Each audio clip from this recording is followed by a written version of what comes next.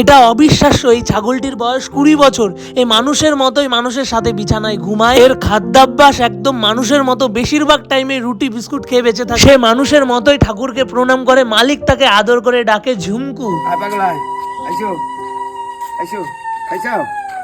দেখি আগে 60 কিলো ওজন ছিল, এখন বর্তমান বয়স হয়ে গেছে, এখন তাও 45 কিলো আছে।